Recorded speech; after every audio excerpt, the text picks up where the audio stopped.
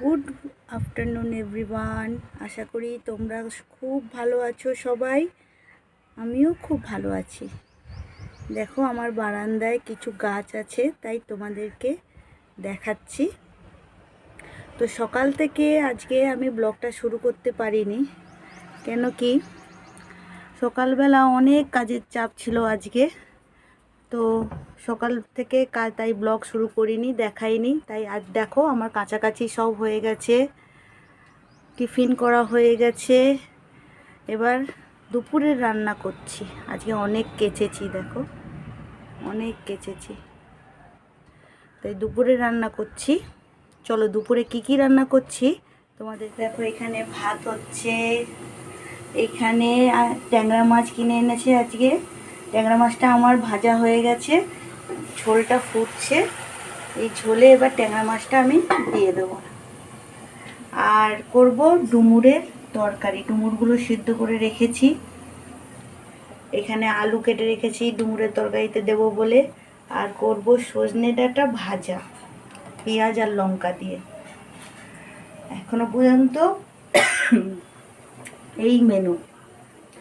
তো সকাল থেকে সময় পাইনি সবটুকু শেয়ার করতে, সব সময় হয় না, তাই জন্যই এখান থেকেই আমি শুরু করলাম। তোমরা দেখতে থাকো আমি সারাদিন কি করি না করি। এটা তো আজকে আমার লাঞ্চ মেনু। তোমাদের কি লাঞ্চ মেনু হয়েছে না হয়েছে আমাকে কমেন্ট সেকশানে শেয়ার করো। হ্যাঁ, তো ঝোলটা আমার ভালো মতো ফুটে গেছে। এই ভাজা ট্যাংরা মাছগুলো এবার দিয়ে দিচ্ছি। যেটা বলছিলাম তোমাদেরকে, তো এত কাশি হচ্ছিল না, রান্নাঘরে ঝাঁঝ ওঠে, তো তাই প্রচণ্ড কাশি ওঠে, তাই জন্য আর বলতে পারিনি। তো কমেন্ট সেকশানে অবশ্যই তোমরা জানিও তোমরা কি রান্না করছো না করছো।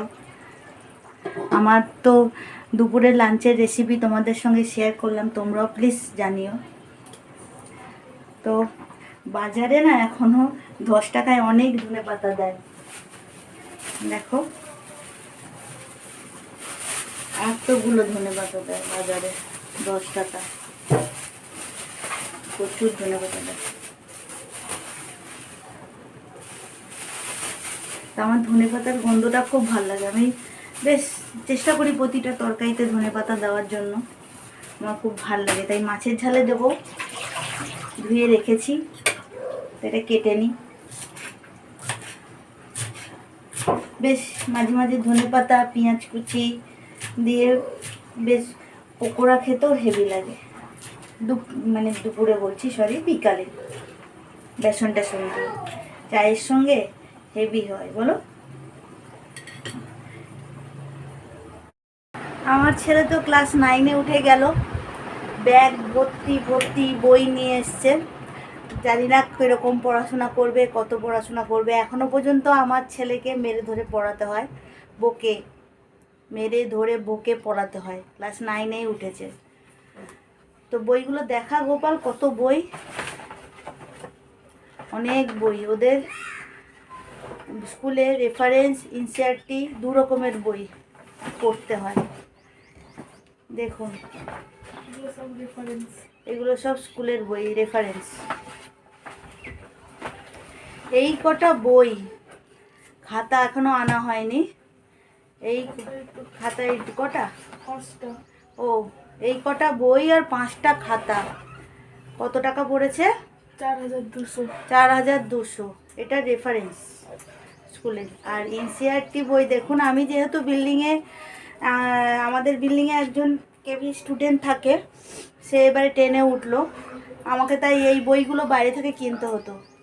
কিন্তু যেহেতু আমাদের বিল্ডিংয়ে কেভি স্টুডেন্ট একজন থাকে, তার কাছ থেকে আমি বইটা পেয়ে গেছি, নইলে আমাকে এই কটা বইও আবার বাজার থেকে কিনতে হতো। এখনো এনসিইআরটির ম্যাথ বইটা পাইনি, বাদবাকি সব বই পেয়ে গেছি। তো আপনারাই বলুন কত বই, কতগুলো টাকা দিয়ে কিনতে হচ্ছে। আর আমার ছেলে দিন রাত্রি ফাঁকি মেরে যাচ্ছে। মেরে ধরে তো 8 পাস করালাম, 9-এ তুললাম, এবার 9-এও কি মারতে ধরতে হবে নাকি জানি না। এই বন্ধুদের বল কেমন পড়াশোনা করবি? ভালো ভালো, ও সবসময় ভালো বলবে, সবসময়। জানি না কী নিয়ে কীরকম রেজাল্ট করবে, কী নিয়ে পড়াশোনা করবে। তো আপনারা একটু কমেন্ট সেকশানে লিখবেন তো, ও যাতে ভালো ভালো ভালো করে পড়াশোনা করে, একটু বুদ্ধি টুদ্ধি দিন ওকে, একটু বোঝান আপনারা কমেন্ট সেকশনে, বুঝলেন? তাহলেই তো বুঝবে। এই যে আমাদের জল দাদাকে দেখেছেন? হ্যাঁ, হ্যালো। বহুত কথা, প্রচুর কথা, একটু হ্যাঁ, জল দিতে আসে বলে ঠিক আছে, ভীষণ কথা। ঠিক আছে। আর যা জলের দাম দিন দিন বাড়াচ্ছে, মানুষ মনে হয় জল না খেয়েই মরে যাবে। প্রচুর কথা বলে, প্রচুর। এ নাকি নাতি, দেখুন চুল পেকে গেছে, নাকি ও আমার নাতি।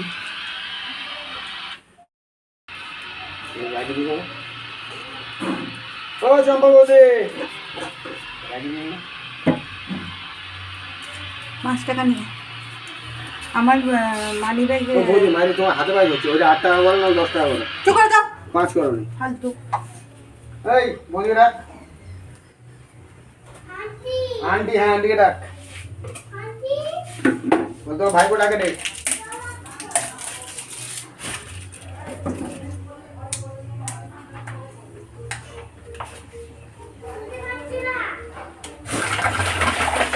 ও মধুমিতা বৌদি,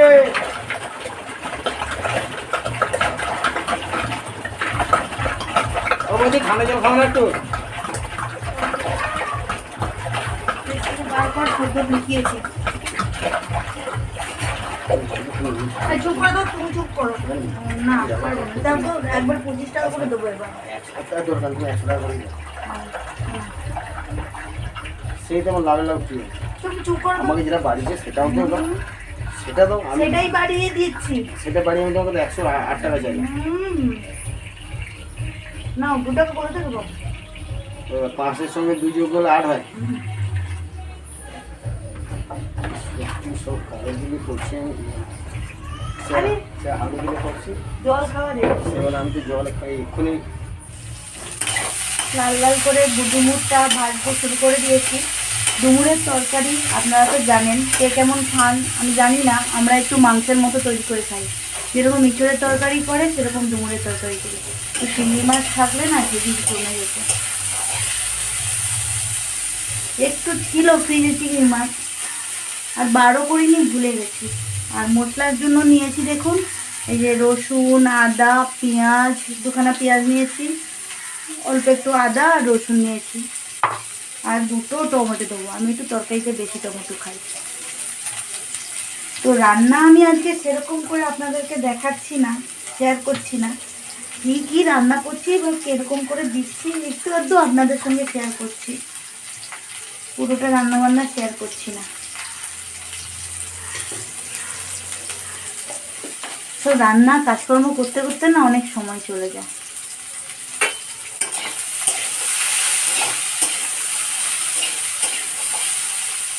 চলুন এবার আমার সঙ্গে মশলাটা বেটে নিই।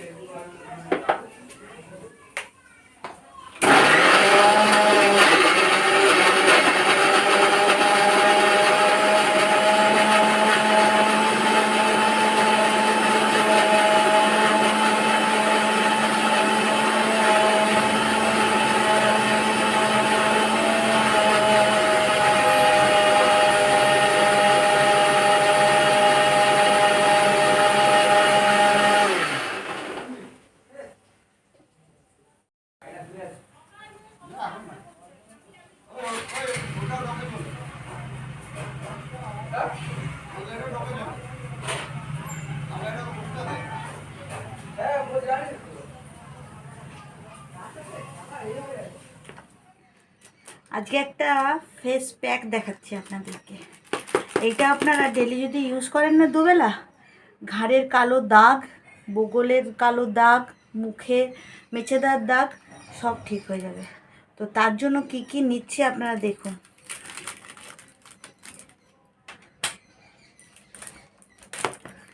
এখানে আমি অ্যালগুডনেসের এই মুলতানি মাটি নিয়েছি, অ্যালগুডনেসের এখানে কস্তুরি হলদি নিয়েছি, আর এখানে নিয়েছি বেসন, আর তার মধ্যে দেব একটুখানি মধু। তো এই কটা জিনিস দিয়েই আমি প্যাকটা তৈরি করব। তো আপনারা আপনাদের কোয়ান্টিটি অনুযায়ী আপনারা নেবেন, আমি আমার কোয়ান্টিটি বুঝে আমি নিচ্ছি। আমি এখানে 2 চামচ বেসন নিলাম, আর আন্দাজ অনুযায়ী আমি এখানে মুলতানি মাটি নিয়ে নিচ্ছি।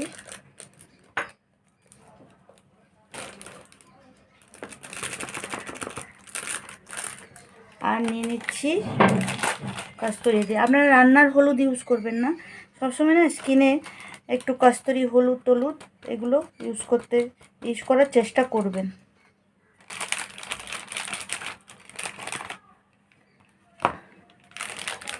হলুদটা আমার শেষ হয়ে এসছে।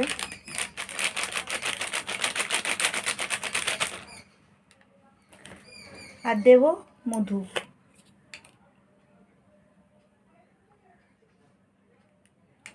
তারপর দেখুন এটাকে আমি ভালো করে প্রথমে চামচ দিয়ে মিক্সড করে নিচ্ছি এমনি, তারপর জল দিয়ে একে আমি পেস্ট বানিয়ে নিচ্ছি। প্রথমে আপনারা অল্প অল্প জল দিয়ে পেস্ট বানাবেন।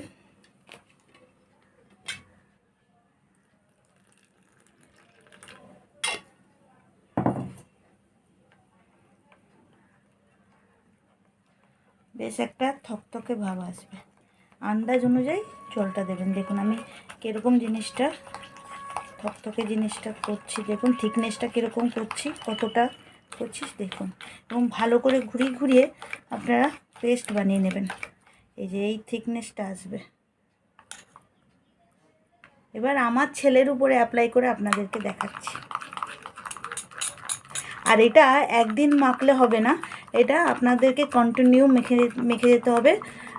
সপ্তাহে 3 দিন মাখলে খুবই বেটার, ভালো হয়। আর সারাদিনে দুবেলা না মাখতে পারলেও একবেলা তো মাখবেনই, দেখবেন ভালো কাজ দেবে। এই যে দেখুন আমার ছেলের ঘাড়টা দেখুন কতটা কালো হয়ে গেছে। এটা অ্যাকচুয়ালি শরীরের লবণাক্ত বেশি হলে এটা মানে হয়, ফ্যাটি ফিগার যাদের হয়। তো এইটা একবার মাখলেই চলে যাবে না, হোম রেমেডি সবসময় মেখে যেতে হবে, তাহলেই যাবে। তো আমার ছেলের উপরেই আমি ট্রাই করছি এই যে এই প্যাকটা।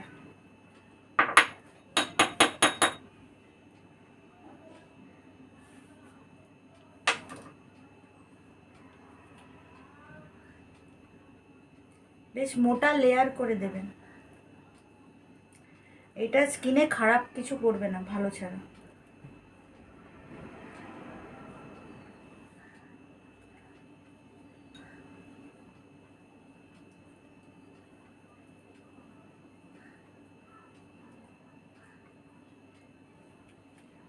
যত ভালো করে মোটা লেয়ার করে মাখাবেন জিনিসটা বেশ প্যাকটা শুকাবে, বেশ মানে দেখবেন আস্তে আস্তে জিনিসটা ক্লিয়ার হয়ে যাবে।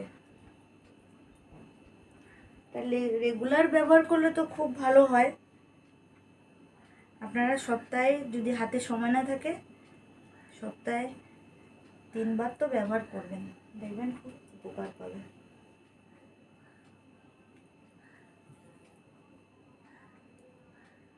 যে আমি লাগিয়ে নিলাম, এইটা এবার 20 মিনিট থাকবে। 20 মিনিট পর এটাকে ভালো করে রাফ করে ঘষে জল দিয়ে, হালকা হাতে জল দিয়ে ঘষে ধুয়ে ফেলতে হবে। তারপর কিছু ময়শ্চারাইজার লাগালে লাগাবেন, না লাগালেও চলবে। দেখবেন এরকম দিনের পর দিন করতে করতেই ঘাড়ের কালো দাগ, বগলের কালো দাগ, মুখে ট্যান পড়ে যাওয়া সব ক্লিয়ার হয়ে যাবে। তো আমার এই রেমেডিটা আপনাদের কেমন লাগলো আপনারা অবশ্যই কমেন্ট সেকশানে জানাবেন। কিন্তু এটা আমার জাস্ট মনে হয়েছে, আমি আমার ছেলের ওপর ট্রাই করে দেখছি। কারণ মুলতানি মাটি খারাপ নয়, বেসন খারাপ জিনিস নয়, কোনো বাজে এফেক্ট পড়বে না স্কিনে। আর কস্তুরি হলদি তো কোনো মতেই খারাপ নয়। আমি তো মাখি, তাই আমার ছেলের ঘাড়ের উপরে আমি অ্যাপ্লাই করে দেখছি যে ঘাড়টা কতটা পরিষ্কার হয়। এটা আমি ওকে সবসময় করাবো, মাখিয়ে দেবো, দেখি কতটা পরিষ্কার হয়। তো ভালো লাগলে অবশ্যই একটা লাইক দেবেন, কিন্তু অবশ্যই লাইক। দেখুন আমার ছেলে স্নান করে বেরিয়েছে 20 মিনিট রাখার পর। দেখুন ঘাড়টা তোল। একদিনে তো পুরোটা ক্লিয়ার হবে না, আপনারা কতটা বুঝতে পারছেন জানি না। হালকা হয়েছে কালো ভাবটা, একটু স্লাইট হালকা হয়েছে। এটা মাখতে মাখতেই ক্লিয়ার হবে। তো আপনারাও ঘরে ট্রাই করবেন, দেখবেন খুব উপকার। এটা কোনো খারাপ জিনিস নয়, মুলতানি মাটি আছে, বেসন আছে, কস্তুরি হলুদ আছে, এতে কোনো খারাপ হয় না, ভালো ছাড়া খারাপ হয় না।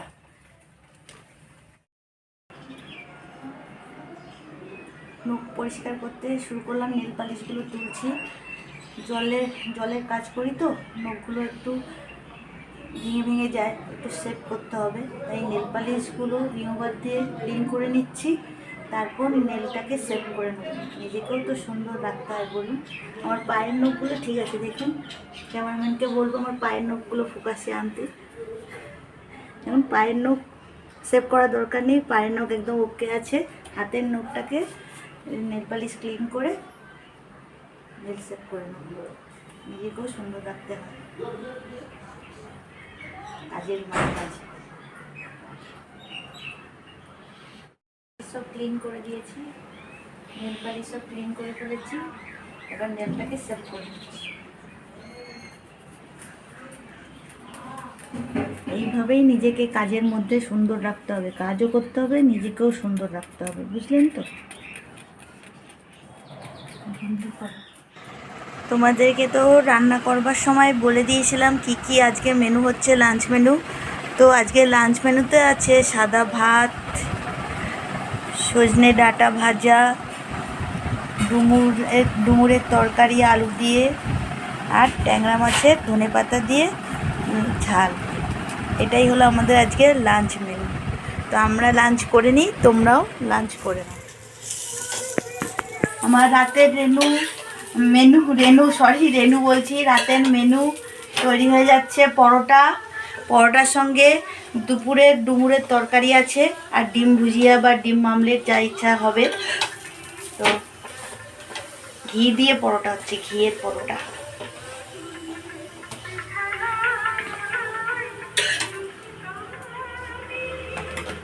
একটা ঘিয়ের পরোটা হয়ে গেল, আর একটা তৈরি করব। আজ রাতের মেনু ঘিয়ের পরোটা, ডুমুরের তরকারি।